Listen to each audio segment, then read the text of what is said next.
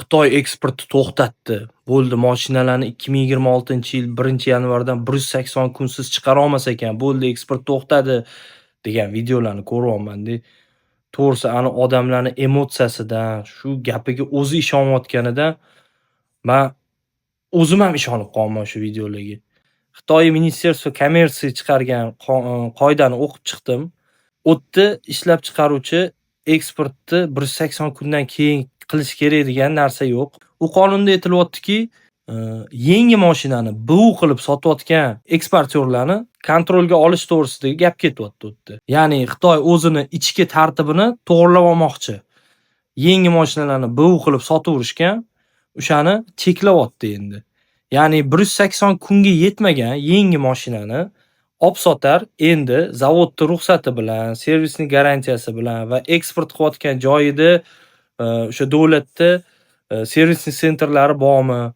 Va shunga o'xshagan hujjatlarni talab qiladi endi. Более жёсткийлashadi bu narsa. Bu degani ishlab chiqaruvchi eksportiga cheklov degani emas. Xitoy o'zida avto eksportiga kvotalar bor. Kvota degani bu cheklov. Men o'zim yurist emasman, lekin men moliyachi va tadbirkorman. O'zimni kompetensiyamdan kelib chiqib ayta olmayman. Bu yerda nima unaqa cheklov qo'yilyapti degan savolga ishlab chiqaruvchilar avtomobilni faqat eksportga sotsa, ichki bozorda narxlar o'sib ketmasligini oldini olish uchun balans qilgan. Xalqni o'ylayapti bu yerda Xitoy. Va undan tashqari agressivniy dempinglar bor, moliya anaqa terminlari. Ya'ni qaysidir davlatda mahalliy ishlab chiqaruvchisi bo'lsa, Xitoy o'tdi agressiv sotuv bilan u mahalliy ishlab chiqaruvchini sodasini o'ldirsa, u korxona bankrot bo'ladi va o'tdagi ishlayotgan odamlar ham ishsiz qoladi. Bu narsa norozichiliklarga olib keladi, sudebniy protsessga olib keladi. U Xitoy xohlamaydi u narsani. Keyin Xitoy o'zida ham NDS degan tema bor.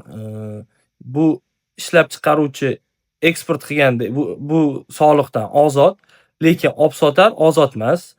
Olib sotar bu yerda pulga tushyapti. Bundan tashqari Xitoyda yana eksportga cheklov bor. U ham qaysidir davlatlarga amal qiladi, qaysidir davlatlarga amal qilmaydi. Bu yangi chiqqan texnologiyalarni himoyalash cheklovi.